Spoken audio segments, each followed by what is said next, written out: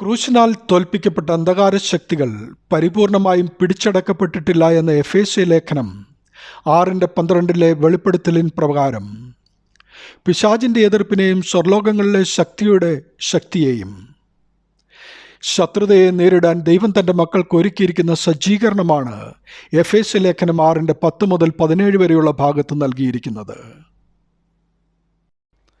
നാം യുദ്ധം ചെയ്യുന്നത് മനുഷ്യരോടല്ല, പ്രത്യുത ക്രിസ്തു തോൽപ്പിച്ചതും തുടർന്നും നമ്മെ വിഷമിപ്പിക്കുന്നതുമായ ദുരാത്മാക്കളുടെ ശക്തികളോടത്രേ. ലേഖനത്തിലെ ഏറ്റവും പ്രധാനമായ ഉദ്ബോധനമാണിത്. ഈ പോരാട്ടത്തിൽ ക്രിസ്തുവിൻ്റെ പടയാളികളായ ഓരോ ക്രിസ്ത്യാനിയുടെയും വിജയം ക്രിസ്തുവിൻ്റെ വിജയം തന്നെയാണ്. എന്നാൽ ഈ പോരാട്ടത്തിൽ വിജയിക്കുവാൻ ക്രിസ്തുവിൻ്റെ ശക്തി നമുക്ക് കൂടിയേ തീരൂ. അവനുമായി നാം ഒന്നായിത്തീരുമ്പോൾ ക്രിസ്തുവിൻ്റെ ശക്തി നമ്മെ പിടിച്ചെടുക്കും. ആ ശക്തി സകല ദുഷ്ടാത്മ ശക്തികളെയും തൻ്റെ ഉയർത്തെഴുന്നേൽപ്പ് മൂലം ജയിച്ചതാണ്. ഉയർത്തെഴുന്നേറ്റ കർത്താവിൻ്റെ അമിതബലം പൗലോസിന് ക്രിസ്തീയ പോരാട്ടത്തിൽ ഉറപ്പും ധൈര്യവും നൽകി.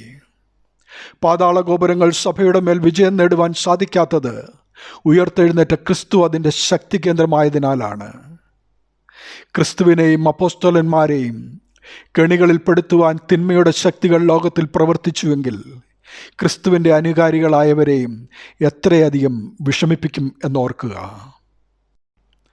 നമുക്കെതിരായി യുദ്ധം ചെയ്യുന്ന പ്രതിയോഗി പിശാചാണ്. പ്രതിയോഗി ഡിയാബോലസ് എന്ന ഗ്രീക്ക് പദത്തിന് ശത്രു എന്നാണ് അർത്ഥം.